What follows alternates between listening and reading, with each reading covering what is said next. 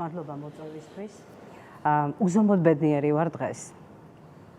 რადგანაც ბრძოლამ გამოიღო შედეგი. რა მოიტანა ეს შედეგი? პირველ რიგში მოიტანა ეს შედეგი თვითონ ამ ბავშვებისა და ამ მშობლების რწმენამ. თავიდანვე ეს მშობლები მათ ძალიან კარგად იცოდნენ რა პროცესში შედიოდნენ და რა ბრძოლა მოუწევდათ ეს კარგად იცოდნენ და მართლაც რთული გზა გაიარეს, ძალიან რთული გზა, რადგან სანამ ისინი ამ მწვავე პროტესტს მიმართავდნენ 2 წელი ისინი ხვდებოდნენ ხო ჯანდაცვის სამინისტროსთან, ჰქონდათ მუშაობა, მაგრამ ვერ მიიღეს ის შედეგი და სწორედ ამიტომ მიმართეს ამ მწვავე პროტესტს. თვითონ ბავშვებიც დარწმუნებული იყვნენ, არ ვიცი, საოცარი დღეები გავიარეთ.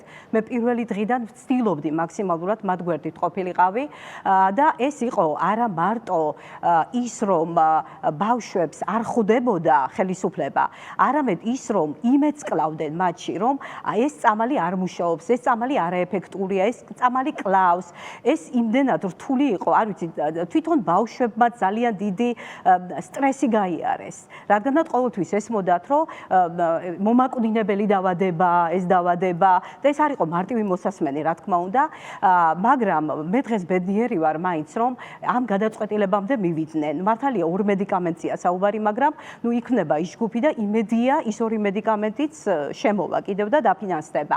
ამას ძალიან დიდი მნიშვნელობა აქვს. 1000-ნაირი გაშავება მოხდა ამ წამლის, რომ თითქოს მშობლების, შვილებისთვის ამ საწამლავი მიქონდათ და კიდევ უფრო მეტად გაუარესდებოდა მათი ჯანმრთელობის მდგომარეობა, მაგრამ საჯველოჯერო უფრო მეტად ზრუნავდა მათი შვილების უსაფრთხოება. და სხვათა შორის ამ პროპაგანდამ რაღაც ნაწილზე მაინც იმოქმედა.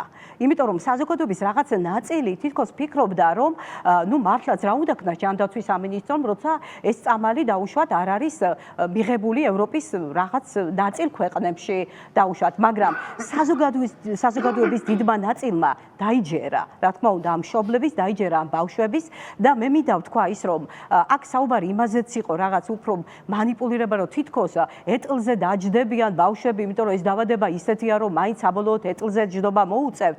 გასაგები აქ ეტლზე არ არის პრობლემა, იმიტომ რომ ეტლზე ჯდომა უკვე ამ ბავშვებისთვის ნიშნავდა, რომ მათი მდგომარეობა კიდევ უფრო მეტად უარესდებოდა. ყოველ დღე პროგრესირებს ეს დავადება, საერთოდ კუნთა პროგრესული დისტროფია, ეს მძიმე გენეტიკური დავადება, ჩემი დიაგნოზით თვითონ სპინალური კუნთოვანი ატროფია. უბრალოდ დიუშენის კუნთოვანი დისტროფია კიდევ უფრო რთული დიაგნოზია, ყველა კუნთი დუნდება. ამიტომ რა თქმა უნდა, იყო კი საჭირო ეს 45 დღე. ეს კითხვა ისმის. ქარში, წვიმაში საშინელი ამიდები დაემთხვა. არ ვიცი, როგორ პირობებში, როგორ სტრესულ მდგომარეობაში გაატარეს ამ მშობლებმა იქ ეს დღეები და მე მადლობა მინდა უთხრა საზოგადოების თითოეულ წევრს და ერთ-ერთმა მშობელმა იქ თქვა, რომ თქვენო ყველანი იამაყებთო საბოლოოდ რომ ჩვენ გვერდით იყავითო და მე მართლაც მიამაყება ის საზოგადოება და ილიანის სტუდენტებმა საზოგადოებამ საოცარი რამ გააკეთა და სწორედ ხელისუფლებებს ეშინიათ ამ ერთიანობის. ამის თქმა მინდა საზოგადოების ერთიანობის ეშინიათ და როდესაც ისინი ამბობენ რომ ბიუჯეტის თანხა ეს და რაციონალურად უნდა იყოს გამოყენებული, დიახ, ჩემო კარგო, აბა სხვაში რაში უნდა გამოიყენო თუ არა ბავშვების ჯანმრთელობა. ეს იყო მართლა ხალხის ხმა. რა თქმა უნდა. დამეთანხმებით ბოდიში ნინო გაგაწყვეტინებ და გასრულებინებთ, ანუ როდესაც ეს მარათონი დაიწყეს და იცავი ილიანის სტუდენტებმა, მაგალითად ჩემს ჩატში რა ხდებოდა, ერთმანეთს ვწერდით, არ გვეძინა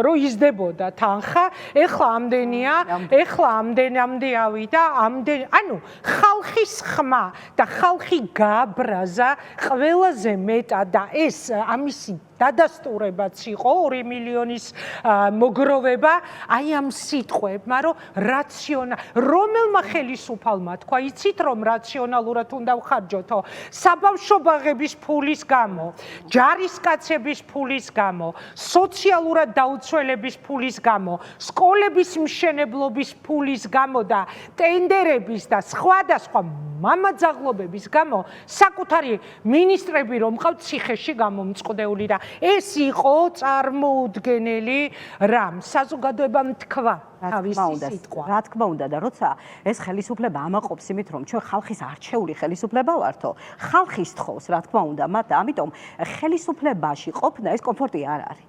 ყოველთვის იქ ქონდა კიდევ ასე ყოველთვის ეს ლოზუნგი იყო რომ შენი შვილი რომ იყოს ანუ მათი შვილი რომ ყოფილიყო რა თქმა უნდა სასწრაფოდ გადააფრენდნენ და ერთი დღეც რო ყოფილიყო მშობლისთვის ერთი დღეც ხომ მნიშვნელოვანია რომ ცოცხალს უყურებს და ბედნიერს და ჯანმრთელს უყურებს ამას ძალიან დიდი მნიშვნელობა აქვს და არ ვიცი მე საოცარი ბავშვები გავიცანი უნიჭიერესი ბავშვები არიან აი საოცარი ენერგია აქვს საოცარი იმედი საოცარი იმპულსი რწმენა და ამ ბავშვებმა და მათმა მშობლებმა საოცრება გააკეთეს იმედი გააღვიძეს საზოგადოებაში და ერი გაამთქლიანეს და გააერთიანეს ამას ძალიან დიდი მნიშვნელობა აქვს რა თქმა უნდა მადლობა